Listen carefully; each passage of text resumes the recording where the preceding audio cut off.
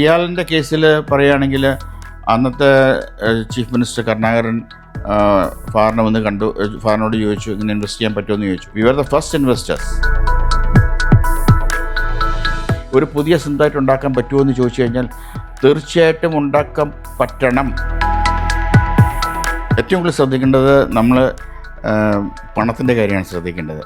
കാരണം നമ്മൾ എത്ര ക്യാപിറ്റൽ ഉണ്ടെന്ന് പറഞ്ഞാലും വർക്കിംഗ് ക്യാപിറ്റലാണ് ഈ ഇൻഡസ്ട്രിയുടെ ഏറ്റവും അത്യാഹിതമായ ഒരു കാര്യം. ഞാനെപ്പോഴും കസ്റ്റമേഴ്സിൻ്റെ അടുത്ത് ആദ്യം ബിസിനസ് സംസാരിക്കുകയല്ല ചെയ്യുന്നത്. പേഴ്സണലായിട്ട് കുറേ സംസാരിച്ച് കഴിഞ്ഞിട്ട് ഞാൻ ബിസിനസ്സിലേക്ക് വരുള്ളൂ. ആ സംസാരിക്കുന്നിടയ്ക്ക് എൻ്റെ കയ്യിലിരിക്കും ആ customer. Creativity, technology and innovation, this is the clear principle of A business. ഞാൻ ഇന്ത്യൻ മാർക്കറ്റ് നോക്കട്ടെ എന്ന് ചോദിച്ചു. ഇതാണ് ഫാറിൻ്റെ മുറിയായിരുന്നു ഇത്. ബോർഡ് മീറ്റിങ്ങിൽ ഞാൻ നോക്കട്ടെ എന്ന് ചോദിച്ചു. അപ്പം ബാക്കിയുള്ള ഡയറക്ടേഴ്സ് പറഞ്ഞു ഇന്ത്യൻ മാർക്കറ്റിൽ എന്ത് കിട്ടാനാണെന്ന് ചോദിച്ചു. ഒന്നും കിട്ടത്തില്ലല്ലോ പറഞ്ഞു. ഞാൻ let me take A challenge. ഇന്നിപ്പോൾ 1999 3 കോടിയായിരുന്ന സാധനം ഇന്ന് 1600 കോടിയാണ്.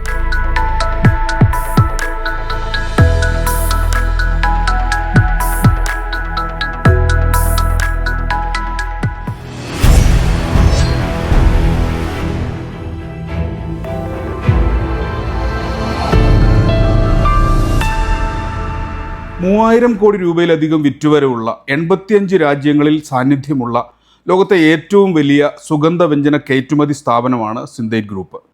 സിന്തൈറ്റിൻ്റെ MD ഡോക്ടർ വിജു ജേക്കബാണ് ഇന്ന് നമ്മളോടൊപ്പം റൈറ്റ് ആംഗിളുള്ളത്. സ്വാഗതം. Thank you. കേരളം ബിസിനസ്സിന് പറ്റിയ സ്ഥലമല്ല എന്ന് പൊതുവേ പറഞ്ഞു കേൾക്കാറുണ്ട്. ഇപ്പോൾ സിന്തൈറ്റ് കേരളത്തിൽ നിന്ന് ആരംഭിച്ച് ലോകം മുഴുവൻ വ്യാപിച്ച സ്ഥാപനമാണ്. സിന്തൈറ്റിന് പിന്നെ ദുബൈയിലും ചൈന ഉൾപ്പെടെയുള്ള രാജ്യങ്ങളിലും കേരളത്തിന് പുറത്തുള്ള വിവിധ സംസ്ഥാനങ്ങളിലും ഓഫീസുകളും ഫാക്ടറികളുമുണ്ട്. കേരളം വ്യവസായത്തിന് പറ്റിയൊരു സ്ഥലമാണോ? തീർച്ചയായിട്ടും. കാരണം ഞങ്ങൾ 1970 സ്റ്റാർട്ട് ചെയ്ത കമ്പനിയാണ്. ഇന്ന് വരെ അങ്ങനെ ഒരു മേജർ ഇഷ്യൂസൊന്നും ഉണ്ടായിട്ടില്ല. എന്നാൽ ചെറിയ ഇഷ്യൂസൊക്കെ ഉണ്ടായിട്ടുണ്ട്. അതിനൊക്കെ അതിജീവിക്കാൻ നമുക്ക് സാധിച്ചു. കാരണം 1970 കേരളത്തിലാണ് ഏറ്റവും കൂടുതൽ സ്പൈസസ് ഉണ്ടായിരുന്ന ഒരു സ്റ്റേറ്റ്. ഉദാഹരണം പറഞ്ഞു കഴിഞ്ഞാൽ പെപ്പർ, ജിഞ്ചർ, ടേമറിക്, ജാതിക്ക, ഇങ്ങനെയുള്ള എല്ലാം ഇവിടെയായിരുന്നു, കേരളത്തിലായിരുന്നു ഏറ്റവും കൂടുതൽ ഉണ്ടായിരുന്നത്. അപ്പോൾ തീർച്ചയായിട്ടും കേരളം ആ കാലഘട്ടത്തിലൊക്കെ Keralam was number 1 in farming as well as in production. ആ കാലഘട്ടത്തിൽ 1970 തൊട്ട് 76 ആദ്യത്തെ ബിസിനസ്സിനൊക്കെ സ്റ്റാർട്ട് ചെയ്തത്. കാര്യം 70 തുടങ്ങിയെന്ന് പറഞ്ഞാലും ഒരു പ്രോഡക്റ്റ്, അതായത് പെപ്പറും 10 പേരും വെച്ചാണ് ഈ കമ്പനി സ്റ്റാർട്ട് ചെയ്തത്. സ്റ്റാർട്ട് ചെയ്തിട്ട് 76 നമ്മുടെ ആദ്യത്തെ പ്രോഡക്റ്റ് വിൽക്കുന്നത് അമേരിക്കയ്ക്ക്. ആ അമേരിക്കയിലെ കസ്റ്റമറെ നമ്മുടെ ഏജൻറ്റായിട്ട് അമേരിക്കയിൽ അപ്പോയിൻറ്റ് ചെയ്തു. അവിടെ നിന്നാണ് യാത്ര തുടങ്ങുന്നത്, ആക്ച്വലി സെയിൽസിൻ്റെ യാത്ര തുടങ്ങുന്നത്. ഓക്കെ. കേരളത്തിന് പുറത്തുള്ള, ഇന്ത്യക്ക് പുറത്തുള്ള രാജ്യങ്ങളെയും കേരളത്തിന് പുറത്തുള്ള സംസ്ഥാനങ്ങളിലുമൊക്കെയുള്ള ബിസിനസ്സും കേരളത്തിലുള്ള ബിസിനസ്സും തമ്മിൽ എന്താണ് കേരളത്തിൽ പ്രധാന തടസ്സങ്ങൾ ബിസിനസ്സിന്? ഞാനൊരു ഉദാഹരണം പറഞ്ഞു കഴിഞ്ഞാൽ, ഇപ്പോൾ കേരളത്തിൽ എല്ലാവരും പറയും കേരളത്തിൽ പ്രശ്നങ്ങളാണ്, ബുദ്ധിമുട്ടുകളാണ്. അതേപോലെ തന്നെ നമ്മൾ ആന്ധ്രയിൽ പോയാൽ ആന്ധ്രയിൽ അതുപോലത്തെ സിറ്റുവേഷൻസ് ഉണ്ട്. കർണാടകത്തിൽ പോയാൽ കർണാടകത്തിൻ്റേതായ പ്രോബ്ലംസ് ഉണ്ട്. നമ്മൾ ഏത് സ്റ്റേറ്റിൽ പോയാലും ഏത് രാജ്യത്ത് പോയാലും അതിൻ്റേതായ പ്രോബ്ലംസ് എല്ലായിടത്തും ഞാൻ പ്രത്യേകിച്ച് കണ്ടിട്ടുള്ള ആളാണ്. ഇപ്പോൾ ആന്ധ്രയിൽ ഞങ്ങൾക്ക് ചെറിയൊരു ഒരു ഇഷ്യൂ ഉണ്ടായി. അപ്പോൾ അത് എല്ലായിടത്തും ഇഷ്യൂസ് ഉണ്ടാവും. അപ്പോൾ കേരളത്തിനെ ഫോക്കസ് ചെയ്യുന്നതെന്ന് വെച്ച് കഴിഞ്ഞാൽ ഇപ്പോൾ ഇവിടെ പല ഇൻഡസ്ട്രികളും പൂട്ടിപ്പോയിട്ടുണ്ട് വർഷങ്ങൾക്ക് മുമ്പ്. ഇപ്പോൾ ആലപ്പിയിൽ നിന്ന് കൊച്ചി വരെ എടുത്ത് നോക്കുകയാണെങ്കിൽ 150 കമ്പനികൾ വർഷങ്ങൾക്ക് മുമ്പ് പൂട്ടിപ്പോയിട്ടുണ്ട്. അതുപോലെ തൃശ്ശൂരിൽ നിന്ന് കൊച്ചിയിലേക്ക് നോക്കുകയാണെങ്കിൽ അവിടെയും ഇൻസ്റ്റിറ്റ്യൂഷൻസ് പൂട്ടിപ്പോയിട്ടുണ്ട്. ആ കാലഘട്ടമല്ല ഇപ്പം. അതൊക്കെ 60-ലും 65-ലൊക്കെ നടന്ന സംഭവങ്ങളാണ്. ഇപ്പം ഇങ്ങോട്ട് എടുത്ത് നോക്കിക്കഴിഞ്ഞാൽ ഇപ്പം വളരെ ഇൻവെസ്റ്റ്മെൻറ്റ് ഫ്രണ്ട്ലി ആയിട്ടുള്ളൊരു ഗവൺമെൻറ്റാണ്. നല്ലൊരു രാജീവ് നല്ലൊരു മിനിസ്റ്ററാണ്, ഇൻഡസ്ട്രീസ് മിനിസ്റ്ററാണ്. പുള്ളി വളരെ ആക്റ്റീവായിട്ട് അഗ്രസീവായിട്ട് പുള്ളി ഇതിനു വേണ്ടി പ്രവർത്തിക്കുന്നുണ്ട്. ശരിയാണ്. ഈ സിന്തൈറ്റിൻ്റെ കാര്യം എടുത്താൽ സിന്തൈറ്റിന് പല വൈവിധ്യമാർന്ന പോർട്ട്ഫോളിയോ ആണ്. പല മേഖലകളിലാണ് ബിസിനസ് വ്യാപിച്ചിരിക്കുന്നത്. ഇപ്പോൾ ഊർജ്ജ മേഖലയിൽ പോലും തുടങ്ങിയിട്ടുണ്ട്. കാറ്റാടി യന്ത്രങ്ങളുടെ കാര്യത്തിലായാലും പിന്നെ ഹോസ്പിറ്റാലിറ്റി മേഖലയിലുണ്ട്. ഇത്ര വലിയൊരു പോർട്ട്ഫോളിയോ, ഇത്ര ഡിഫറൻ്റായ ഏരിയാസിലുള്ള സെക്ടേഴ്സിലുള്ള ബിസിനസ് എങ്ങനെ മാനേജ് ചെയ്യുന്നു? ഇതിനെ മാനേജ് ചെയ്യാൻ നല്ല സീനിയറായിട്ടുള്ള എക്സ്പീരിയൻസ്ഡ് ആയിട്ടുള്ള ആൾക്കാരുള്ളപ്പം ഞങ്ങൾക്കത് മാനേജ് ചെയ്യാൻ വളരെ ബുദ്ധിമുട്ടില്ല. പിന്നെ എല്ലാ ദിവസവും നമുക്ക് റിപ്പോർട്ട്സ് വരുന്നുണ്ട്. ആ റിപ്പോർട്ട്സിൻ്റെ ബേസിസിലാണ് ഇതൊക്കെ ചെയ്യുന്നത്. ഒരു ഉദാഹരണം പറഞ്ഞപ്പോൾ വിൻമില്ല് തുടങ്ങാൻ നേരത്ത് ഞങ്ങൾ 96 വിൻമില്ല് ആദ്യത്തെ വിൻമില്ല് ഉദുമൽപേട്ടിലിടുന്നത്. അത് വളരെ പ്രയോജനകരമായിട്ട് തീർന്നു. കാരണം ഞങ്ങളുടെ കോയമ്പത്തൂരിലെ ഫാക്ടറിക്ക് ആ എനർജി വെച്ചായിരുന്നു, ആ പവർ വെച്ചായിരുന്നു കോയമ്പത്തൂർ ഫാക്ടറി റൺ ചെയ്തുകൊണ്ടിരുന്നത്. അതിൻ്റെ എക്സ്പീരിയൻസ് വെച്ചാണ് ഞങ്ങൾ അഗളിയിൽ പോയി ഒരു 5 ഇട്ടു, കർണാടകത്തിൽ 2 ഇട്ടു. അങ്ങനെ വിൻമില്ലിൻ്റെ സെക്ഷൻ. അങ്ങനെ ഹോസ്പിറ്റാലിറ്റി എന്ന് പറഞ്ഞാൽ ഞങ്ങൾ റിവേറ സ്വീറ്റ്സ് ഞങ്ങളുടെ ആയിരുന്നു. അതാണ് first service apartment in Kerala. അതിൽ നല്ലൊരു എക്സ്പീരിയൻസ് കിട്ടിയപ്പം അങ്ങനെയാണ് റമദ റിസോർട്ട്സ് സ്റ്റാർട്ട് ചെയ്യുന്നത്. ഇപ്പം ഞങ്ങൾ എന്നിട്ട് Ramada resorts is doing extremely good today എന്നോട് ചോദിക്കുകയാണെങ്കിൽ. സിന്തൈറ്റിൻ്റെ ഒരു ഇൻവെസ്റ്റ്മെൻറ്റ് പാറ്റേൺ എങ്ങനെയാണ്? സിന്തൈറ്റ് ഇപ്പം സിയാലിൻ്റെ ഏതാണ്ട് 12% ഷെയർസ് ഇപ്പം ഈ തരത്തിൽ പുതിയൊരു ഇൻവെസ്റ്റ്മെൻറ്റ് പോർട്ട്ഫോളിയോ തിരഞ്ഞെടുക്കുന്നതിൻ്റെ ഒരു മാനദണ്ഡം എന്താണ്? അത് സിയാലിൻ്റെ കേസിൽ പറയുകയാണെങ്കിൽ അന്നത്തെ ചീഫ് മിനിസ്റ്റർ കരുണാകരൻ ഫാദറിനെ വന്ന് കണ്ടു. ഫാദറിനോട് ചോദിച്ചു ഇങ്ങനെ ഇൻവെസ്റ്റ് ചെയ്യാൻ പറ്റുമെന്ന് ചോദിച്ചു. ഡാഡി ഫാദറും ബോർഡിൽ വെച്ചു. ആ ബോർഡ് തീരുമാനപ്രകാരമാണ് അത് ഇൻവെസ്റ്റ് ചെയ്തത്. അത് ഇൻവെസ്റ്റ് ചെയ്തപ്പം വളരെ റിസ്കി ഇൻവെസ്റ്റ്മെൻ്റ് ആയിരുന്നു. അന്ന് ഡിസ്കഷനിലൊക്കെ റിസ്കി ഇൻവെസ്റ്റ്മെൻ്റ് എന്ന് പറയാൻ കാരണം പബ്ലിക് പ്രൈവറ്റ് പാർട്ടിസിപ്പേഷൻ ആയിരുന്നു അത്. അപ്പം അതിൻ്റെ അകത്ത് ഗവൺമെൻറ്റായിട്ടുള്ളൊരു അലയൻസിൽ എങ്ങനെ എയർപോർട്ട് വരുമോ ഇല്ലയോ എന്നുള്ളൊരു കൺസേൺ പോലും ആ കാലഘട്ടത്തിലുണ്ടായിരുന്നു. ഞങ്ങൾ ഇൻവെസ്റ്റ് ചെയ്ത് കഴിഞ്ഞ ശേഷം 3 വർഷം കഴിഞ്ഞ ശേഷമാണ് ബാക്കിയുള്ള ഇൻവെസ്റ്റേഴ്സൊക്കെ വന്നത്. We are the first investors. ആ ഒരു റിസ്ക് എടുത്തില്ലെങ്കിൽ ആ ഒരു ചെറിയ റിസ്ക് അപ്പറ്റായിട്ട് നമുക്ക് വേണം ഒരു ബിസിനസ്സിൽ. അല്ലെങ്കിൽ പിന്നെ എന്തിനാ ബിസിനസ്സിലിരിക്കുന്നത്? സർട്ടൻ പെർസെൻറ്റേജ് നമ്മൾ റിസ്ക് എടുക്കാൻ തയ്യാറാവണം. ഈ സിന്തൈറ്റ് ഒരു സാധാരണ വ്യവസായ സംരംഭമല്ല. സിന്തൈറ്റ് സാമൂഹ്യ പ്രതിബദ്ധതകൾ ഒട്ടേറെ പ്രവർത്തനങ്ങൾ ഏറ്റെടുക്കുന്നുണ്ട്. തമിഴ്നാട്ടിൽ തന്നെ ഒരു വില്ലേജിൽ ഏതാണ്ട് 1000-ലധികം ഗ്രാമീണർക്ക് തൊഴിൽ കൊടുക്കുന്ന ഒരു പദ്ധതി. അപ്പോൾ ഈ തരത്തിലൊരു കമ്മ്യൂണിറ്റി ബിൽഡിങ്ങും കൂടി സിന്തൈറ്റ് കൊണ്ടുവരുന്നുണ്ട്. ആ പ്രവർത്തനങ്ങൾ എങ്ങനെയാണ് കാണുന്നത്? ഞങ്ങളിപ്പോൾ ആന്ധ്രയിലാണെങ്കിലും തമിഴ്നാട്ടിലാണെങ്കിലും ഞങ്ങൾ ബാക്ക്വേർഡ് ഇൻറ്റഗ്രേഷൻ ചെയ്യുന്നുണ്ട്. കൃഷിക്കാരെ എന്ത് പെസ്റ്റിസൈഡ് ഉപയോഗിക്കണം, എന്ത് മെനൂർ ഉപയോഗിക്കണം, അതിനുള്ള ഒരു അപ്ഫ്രണ്ട് നമ്മൾ ഫണ്ട് ചെയ്തിട്ട് അവരെ ട്രെയിൻ ചെയ്യും. കാരണം നമുക്കും അത് പ്രയോജനമാണ്. കാരണം നമ്മുടെ എക്സ്ട്രാക്ഷൻ്റെ സമയത്ത് പെസ്റ്റിസൈഡ് വരാതിരിക്കാനും അങ്ങനെ നമ്മൾ വളരെ കെയർഫുള്ളായിട്ടാണ് നമ്മൾ അതിനെ ഹാൻഡിൽ ചെയ്യുന്നത്. കാരണം പലപ്പോഴും ഇപ്പോൾ ആന്ധ്രയിൽ നിന്ന് വരുന്ന ചില്ലിക്കകത്തൊക്കെ ഇഷ്ടംപോലെ പെസ്റ്റിസൈഡ് അടിച്ചാണ് വരുന്നത്. അപ്പോൾ അതൊക്കെ നമ്മൾ എക്സ്ട്രാക്ട് ചെയ്ത് ഒരു പുതിയ പ്രോസസ്സിൽ കൂടെ കടത്തിവിട്ട് പെസ്റ്റിസൈഡ്സിനെ റിമൂവ് ചെയ്യുക ചെയ്യുന്നത്. ഇപ്പം അതിനു വേണ്ടിയാണ് നമ്മൾ ബാക്ക്വേർഡ് ഇൻറ്റഗ്രേഷൻ ചെയ്യുന്നത്. അവരെ എഡ്യൂക്കേറ്റ് ചെയ്യാനായിട്ട്, കൃഷിക്കാരെ എഡ്യൂക്കേറ്റ് ചെയ്ത് ഇത് ഉപയോഗിക്കരുത്, ഇത് ഉപയോഗിച്ചാലുള്ള ബുദ്ധിമുട്ട് എന്തൊക്കെയാണെന്ന് പറഞ്ഞ് മനസ്സിലാക്കുന്നുണ്ട്. അതിനാണ് നമുക്ക് കുറേ NGOs ഉണ്ട് ഫീൽഡിൽ. അങ്ങനെ ഇപ്പോൾ ഫോർ എക്സാമ്പിൾ ഉദാഹരണം പറഞ്ഞു കഴിഞ്ഞാൽ മാരിഗോൾഡ് 94 നമ്മൾ സ്റ്റാർട്ട് ചെയ്യുന്നത്. മാരിഗോൾഡ് ഇൻഡസ്ട്രി, മാരിഗോൾഡ് ഫ്ലവറിൻ്റെ കൾട്ടിവേഷൻ. ആ കൾട്ടിവേഷൻ്റെ അകത്ത് നമുക്ക് 7000 ഏക്കർ പോലും ചെയ്തിട്ടുണ്ട്. 7000 ഏക്കേഴ്സ് നമ്മൾ ചെയ്തിട്ടുണ്ട് തമിഴ്നാട്ടിൽ തന്നെ. അതിൻ്റെ മൊത്തം ചുമതല എൻ്റെ ആയിരുന്നു. പക്ഷെ അത് വളരെ ഭംഗിയായിട്ട് ചെയ്യാൻ സാധിച്ചു ആ കാലഘട്ടത്തിൽ. അത് വലിയൊരു സിന്തൈറ്റിൻ്റെ വലിയൊരു ബിസിനസ്സായിട്ട് കൺവേർട്ടഡ് ആയിട്ട് മാറുകയും ചെയ്തു. സിന്തൈറ്റിൻ്റെ ടൈഅപ്സ് ഇപ്പം അരാംകോ ആയിട്ടുണ്ടായിരിക്കുന്ന പാർട്ടിസിപ്പേഷൻ ഈ തരത്തിലെ ഒരു ആഗോള ലെവലിലേക്ക് മാറുന്നതിന് ഈ തരത്തിലുള്ള സഹകരണങ്ങൾ എത്രമാത്രം സഹായിച്ചിട്ടുണ്ട്? ജോയിൻറ്റ് വെഞ്ചർ ഒരു പരിധി വരെ നമുക്ക് സഹായമാണ്. കാരണം അവരുടെ പുതിയ ടെക്നോളജി നമുക്ക് അബ്സോർബ് ചെയ്യാൻ പറ്റും. പിന്നെ പുതിയ പ്രോഡക്റ്റുകൾ നമുക്ക് എന്തൊക്കെയാണ് ചെയ്യേണ്ടതെന്നുള്ള, അതായത് യൂറോപ്പിലും US-ലൊക്കെ പുതിയ പ്രോഡക്റ്റുകൾ എന്തൊക്കെയാണ് വരുന്നതെന്നും അതിനനുസരിച്ച് നമുക്ക് ഇവിടെ അപ്ഡേറ്റ് ചെയ്യാൻ പറ്റും. അങ്ങനെ ഒരു ഗുണമുണ്ടെന്ന് മാത്രമേ ഉള്ളൂ. ഓക്കെ. ഡോക്ടർ വിജു ആരംഭിച്ച കാലത്ത് നിന്ന് ബിസിനസ് ഒരുപാട് മാറിയിട്ടുണ്ട്, സാഹചര്യങ്ങൾ മാറിയിട്ടുണ്ട്. മറ്റൊരു സിന്തൈറ്റ് ഈ കാലത്ത് സാധ്യമാണോ? എന്നോട് ചോദിച്ചു കഴിഞ്ഞാൽ സാധ്യമല്ല. കാരണം ഞാൻ സ്കൂളിൽ പഠിക്കുമ്പോൾ തൊട്ട് ഞാൻ പ്ലാന്റിൽ വർക്ക് ചെയ്യുകയായിരുന്നു. കാരണം ഉച്ച കഴിഞ്ഞിട്ട് ഫാദർ നിർബന്ധമായിട്ട് പ്ലാന്റിൽ വർക്ക് ചെയ്യാൻ ചെയ്യിക്കുകയായിരുന്നു. ഞാൻ 1983 സിന്തൈറ്റിൽ വന്ന് ജോയിൻ ചെയ്തത് ആസ് എ ഡയറക്ടർ.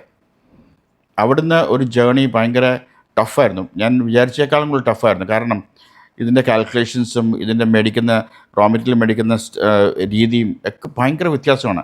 പുറത്തുനിന്ന് കാണാൻ നേരത്തെ സിന്തൈറ്റ് ഇത്ര പെട്ടെന്ന് ഗ്രോ ചെയ്തു. പക്ഷേ അങ്ങനെയല്ല, വളരെ കാൽക്കുലേറ്റീവായിട്ടുള്ള സംഗതി ചെയ്തുകൊണ്ടാണ് ഈ ലെവലിലെങ്കിലും ഇപ്പോൾ നമ്മൾ എത്തി നിൽക്കുന്നത്. അതിന് പല കാരണങ്ങളുണ്ട്. കാരണം നമ്മൾ കൊച്ചുമ്പ് പറഞ്ഞ പോലെ ഫാമേഴ്സിന് ബാക്ക്വേർഡ് ഇൻറ്റഗ്രേഷൻ നമ്മൾ ചെയ്തു. അത് നല്ല ഭംഗിയായിട്ട് വന്നു.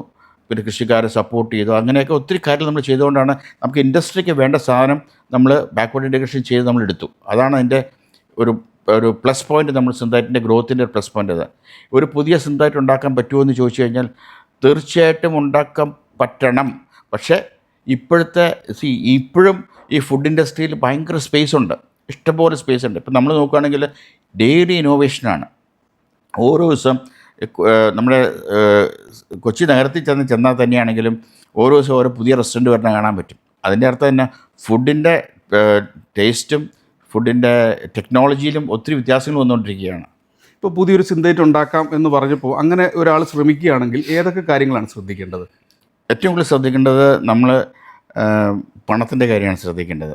കാരണം നമ്മൾ എത്ര ക്യാപിറ്റൽ ഉണ്ടെന്ന് പറഞ്ഞാലും വർക്കിംഗ് ക്യാപിറ്റലാണ് ഈ ഇൻഡസ്ട്രിയുടെ ഏറ്റവും അത്യാഹിതമായ ഒരു കാര്യം. കണ്ടമാനം വർക്കിംഗ് ക്യാപിറ്റൽ വേണം. കാരണം റോ മെറ്റീരിയൽ പ്രൈസ് താഴെ നിൽക്കുമ്പോഴാണ് റോ മെറ്റീരിയൽ മേടിക്കേണ്ടത്. ആ മേടിക്കാൻ നേരത്തെ ഇപ്പോൾ ഒരു ഉദാഹരണം പറഞ്ഞു കഴിഞ്ഞാൽ പേപ്പറിൻ്റെ വില ഇപ്പം 200 രൂപയാണെങ്കിൽ ഞാനത് 200 രൂപയ്ക്ക് കണ്ടമാനം സ്റ്റോക്ക് ചെയ്യണം. അല്ലെങ്കിൽ ഇപ്പോൾ ഇന്നത്തെ വില 650 രൂപയാണ്. അപ്പോൾ പെട്ടെന്ന് ഇടിഞ്ഞ് താഴ്ത്തിട്ട് 200 രൂപയ്ക്ക് വന്നു കഴിഞ്ഞാൽ ഞാൻ മേടിച്ച് വെക്കണം. അപ്പോൾ അതിന് മേടിക്കാനുള്ള ഫണ്ട് നമ്മുടെ കയ്യിലുണ്ടാകണം. ഇതൊക്കെയാണ് വർക്കിംഗ് ക്യാപിറ്റലാണ് ഇതിൻ്റെ ചലഞ്ച് മുഴുവൻ. സിന്തൈറ്റിനെ സംബന്ധിച്ച് ഇപ്പോൾ കിച്ചൺ ട്രഷേഴ്സൊക്കെ പോലുള്ള ബ്രാൻഡുകൾക്ക് ഒരു ക്രെഡിബിലിറ്റി ഉണ്ട്. അത് മാർക്കറ്റിൽ വളരെയേറെ പ്രയോജനം ചെയ്തിട്ടുണ്ട്. താങ്കളൊരു ദൈവവിശ്വാസിയാണ്. താങ്കളുടെ ഒരു ബിസിനസ് ഫിലോസഫി എന്താണ്? ഞാൻ ഇപ്പോൾ പറഞ്ഞൊരു പുതിയൊരു തിങ്കിങ്ങിലേക്ക് വന്നേക്കുന്നത് creativity, technology and innovation. This is the clear principle of A business. കാരണം ഒരു ക്രിയേറ്റിവിറ്റി ഉണ്ടാവണം. ഈ ബിസിനസ്സിനകത്ത് ക്രിയേറ്റിവിറ്റി ഉണ്ടായേ പറ്റൂ. ഞാനിപ്പോൾ പറഞ്ഞിരിക്കുന്ന സ്ലോഗൻ ഡെയിലി ഇന്നോവേഷൻ. ഈ ഡെയിലി ഇന്നോവേഷൻ എന്ന് വെച്ചാൽ അവർ വിചാരിക്കും ഡെയിലി പുതിയ പുതിയ പ്രൊഡക്റ്റുകൾ ഉണ്ടാക്കുക എന്നാണ്. അല്ല, daily innovation in HR, daily innovation in sales, daily innovation in R&D, daily innovation in innovation. പുതിയ പുതിയ പ്രോഡക്റ്റുകൾ ഉണ്ടാക്കാനുള്ള ആ ഇന്നോവേറ്റീവായിട്ടുള്ള തോട്ട് പ്രോസസ്സ് ഉണ്ടാക്കാനായിട്ട്. ഈ ഡെയിലി ഇന്നോവേഷൻ ഉണ്ടായില്ലെങ്കിൽ എന്താ കുഴപ്പമെന്ന് വെച്ചാൽ ഇൻഡസ്ട്രി പൊളിയും. കാരണം ഇതൊരു സാച്ചുറേഷൻ പോയിൻറ്റിലെത്തും. ഈ ഇന്നോവേഷൻ ഉണ്ടെങ്കിൽ സാച്ചുറേഷൻ പോയിൻറ്റിൽ നിന്ന് കയറിപ്പോവും. അതാണ് എൻ്റെ പ്രിൻസിപ്പിളും ഞാൻ കൊണ്ടുനടക്കുന്ന ഒരു സ്ലോഗനും അതാണ്. കസ്റ്റമേഴ്സിൻ്റെ വിശ്വാസം ആർജിക്കുക എന്നുള്ളതൊരു വളരെ പ്രധാനപ്പെട്ട കാര്യമല്ലേ? തീർച്ചയായിട്ടും. അങ്ങനെ ഒരു വിശ്വാസം ആർജിക്കാൻ പുതിയൊരു ബിസിനസ്സുകാരൻ എന്ത് ചെയ്യണം? ഞാനെപ്പോഴും കസ്റ്റമേഴ്സിൻ്റെ അടുത്ത് ആദ്യം ബിസിനസ് സംസാരിക്കുകയല്ല ചെയ്യുന്നത്. ഞാൻ ആ കസ്റ്റമറായിട്ടുള്ള എങ്ങനെയാണ് ആ കസ്റ്റമറുടെ ഇപ്പോൾ ഫോർ എക്സാമ്പിൾ ജർമ്മനിയിലാണെങ്കിൽ എങ്ങനെയുണ്ട് ജർമ്മനി, വാട്ട്സ് എക്കോണമി സിറ്റുവേഷൻ, അങ്ങനെ പേഴ്സണലായിട്ട് കുറേ സംസാരിച്ച് കഴിഞ്ഞിട്ട് ഞാൻ ബിസിനസ്സിലേക്ക് വരുള്ളൂ. ആ സംസാരിക്കുന്നിടയ്ക്ക് എൻ്റെ കയ്യിലിരിക്കുക ആ കസ്റ്റമർ. അപ്പം അതാണ് എൻ്റെ ഒരു ടൂൾ ഓഫ് മാർക്കറ്റിംഗ്. അല്ലാതെ നമ്മൾ ഓടി ചെന്ന് ഫിഗർ പറയുക അല്ലെങ്കിൽ ഒരു പ്രോഡക്റ്റിനെ കുറിച്ച് പറയുക അല്ല ചെയ്യേണ്ടത്. നമ്മൾ എപ്പോഴും അവൻ്റെ ആ മെൻറ്റാലിറ്റിയൊക്കെ മനസ്സിലാക്കാൻ പറ്റും. So will become close to me. ഒട്ടുമിക്ക കസ്റ്റമേഴ്സ് ഇപ്പോൾ സിന്തൈറ്റിൻ്റെ ഒരു 100 കസ്റ്റമേഴ്സ് ഉണ്ടെങ്കിൽ 100 കസ്റ്റമേഴ്സ് ഞാൻ ഉണ്ടാക്കിയതാണ്. അപ്പോൾ അതുപോലെ ഉണ്ടാക്കാനുള്ള കാരണം എന്ന് വെച്ച് കഴിഞ്ഞാൽ ബിക്കോസ് ഇപ്പോൾ ഒരു ഉദാഹരണം പറഞ്ഞാൽ 1999 നമുക്ക് സിന്തൈറ്റിൻ്റെ ഇന്ത്യൻ മാർക്കറ്റ് 3 കോടി ഉണ്ടായിരുന്നുള്ളൂ. ഞാനൊരു മീറ്റിങ്ങിന് വന്നപ്പോൾ ഞാൻ പറഞ്ഞു, അപ്പം ആ കാലഘട്ടത്തിൽ വലിയ സെയിലൊന്നും ഉണ്ടായിരുന്നില്ല, ഇൻ്റർനാഷണൽ ആണെങ്കിൽ വലിയ സെയിലൊന്നും ഉണ്ടായിരുന്നില്ല. ആ കാലഘട്ടത്തിൽ ഞാൻ പറഞ്ഞു ഞാൻ ഇന്ത്യൻ മാർക്കറ്റ് നോക്കട്ടെ എന്ന് ചോദിച്ചു. ഇതാണ് ഫാറിന് മുറിയായിരുന്നു ഇത്. ബോർഡ് മീറ്റിങ്ങിൽ ഞാൻ നോക്കട്ടെ എന്ന് ചോദിച്ചു. അപ്പം ബാക്കിയുള്ള ഡയറക്ടേഴ്സ് പറഞ്ഞു ഇന്ത്യൻ മാർക്കറ്റിൽ എന്ത് കിട്ടാനാണെന്ന് ചോദിച്ചു. ഒന്നും കിട്ടത്തില്ലല്ലോ പറഞ്ഞു. ഞാൻ let me take A challenge. ഇന്നിപ്പോൾ 1999 3 കോടിയായിരുന്ന സാധനം ഇന്ന് 1600 കോടിയാണ്. അപ്പം അത്രമാത്രം ഞാൻ ഹാർഡ് വർക്ക് ചെയ്തു 1999 തൊട്ട്. ഇന്ത്യൻ മാർക്കറ്റ് മാത്രം ഞാനീ പറയുന്നത്, ഇൻ്റർനാഷണൽ ഒന്നുമല്ല ഞാൻ പറയുന്നത്, ജസ്റ്റ് ഉള്ളി ദ ഇന്ത്യൻ മാർക്കറ്റ്. അപ്പം ആ ലെവലിലേക്ക് കൊണ്ടുപോകാൻ സാധിച്ചത് അത് നല്ലൊരു ഹോംവർക്ക് ഞാൻ ചെയ്തു. അല്ലെങ്കിൽ എല്ലാ ഇൻഡസ്ട്രി ഇപ്പോൾ നെസ്ലെ ആയിട്ടാണെങ്കിലും യൂണിലിവർ ആയിട്ടാണെങ്കിലും പെപ്സി ആയിട്ടാണെങ്കിലും ഒരു നല്ല റിലേഷൻഷിപ്പ് കീപ്പ് ചെയ്തു.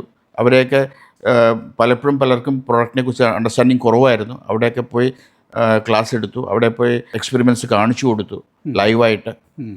ഇത്രയും വിശാലമായ പോർട്ട്ഫോളിയോ ഉള്ളപ്പം പറ്റുന്ന എംപ്ലോയീസിന് എക്സ്പെർട്ടൈസ് കിട്ടാനായിട്ട് ഹ്യൂമൻ റിസോഴ്സിൻ്റെ ഒരു സ്കേഴ്സിറ്റി അനുഭവപ്പെടുന്നുണ്ടോ? തീർച്ചയായിട്ടും. ഇപ്പോൾ ഏറ്റവും കൂടുതൽ അനുഭവപ്പെടുന്ന ഒരു കാര്യം അതാണ്. ഈ കാലഘട്ടത്തിൻ്റെ പ്രശ്നം അത്. കാരണം ഒട്ടുമിക്ക നല്ല ക്വാളിഫൈഡ് ആയിട്ടുള്ള ആൾക്കാരൊക്കെ പുറത്തേക്ക് പോവുകയാണ്. മാത്രമല്ല ഇപ്പോൾ ബോംബെയിൽ നിന്നോ ഡൽഹിയിൽ നിന്നോ ഒരു PhD കാരനെയൊക്കെ കൊണ്ടുവരണമെങ്കിൽ അവർക്ക് കേരളത്തിൽ വരുമ്പം അവർക്ക് നൈറ്റ് ലൈഫ് ഇല്ല. ഇവിടെ ഇറ്റ്സ് എ സബർബ്. ഇവിടെ നൈറ്റ് ലൈഫ് ഇല്ല, രാത്രിയെങ്കിലും പോകാൻ പറ്റത്തില്ല. ഇതൊക്കെ ഡൽഹിയിൽ നിന്നും ബോംബെയിൽ നിന്നും വരുന്നവരൊക്കെ അവരെ വർക്ക് കഴിഞ്ഞാൽ അവർ ഷോപ്പിങ്ങിനോ അല്ലെങ്കിൽ അവർ ഏതെങ്കിലും ഹോട്ടലിൽ പോയി കഴിക്കാനൊക്കെ പോകും. പക്ഷേ അതിനുള്ള സൗകര്യങ്ങളൊന്നും കേരളത്തിലില്ല. കേരളത്തിലെല്ലാം ഒരു 8:30 ആകുമ്പോഴത്തേക്കും ക്ലോസ് ഡൗൺ ചെയ്യും. അതെ. അതാണ് ഒരു ചലഞ്ച് ഇവിടുത്തെ. ഓക്കെ. എത്ര എംപ്ലോയീസ് ഇതുമായിട്ട് ബന്ധപ്പെട്ട് ഉണ്ടാവും? സിന്തൈറ്റ് ഈ മൊത്തം ഗ്രൂപ്പിലുള്ള ഇതുമായിട്ട് എത്ര പേരുണ്ടെന്നോ? ഓൾമോസ്റ്റ് 3,200 സ്റ്റാഫ് ഉണ്ട് ഞങ്ങൾക്ക് 2300 all over the world. All over the world. Okay okay. Synthite തുടങ്ങുന്ന കാലത്ത് സ്പൈസസിൻ്റെ മേഖലയിൽ ബിസിനസ്സുകൾ അധികമില്ല. എങ്ങനെയാണ് ഇതിൻ്റെ ഒരു അതിലേക്ക് തിരിയാനുള്ള കാരണം? മറ്റൊരുപാട് അവസരങ്ങൾ ഉണ്ടായിട്ടും ഇത് തന്നെ സ്റ്റിക്ക് ഓൺ ചെയ്തതിൻ്റെ കാരണം എന്താണ്? ഫാദർ 1970 എക്സ്പോ 70 ജപ്പാൻ എന്ന് പറഞ്ഞൊരു ഒരു എക്സിബിഷന് പോയിരുന്നു. അവിടുന്ന് കിട്ടിയ ഒരു ഐഡിയ വെച്ചാണ് ഇവിടെ വന്നത്.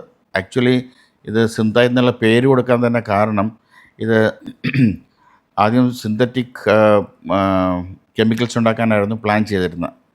അപ്പം ഫാദറിൻ്റെ ഒരു റിലേറ്റീവ് US അദ്ദേഹം KP ജോർജ് എന്ന് പറഞ്ഞു. അദ്ദേഹം പറഞ്ഞു, ഇവിടെ സ്പൈസസ് ഗ്രോ ചെയ്യുന്ന സ്ഥലമല്ലേ, നമുക്കെന്താ എന്നാൽ സ്പൈസസിലേക്ക് നോക്കാൻ പാടില്ലെന്ന് ചോദിച്ചു.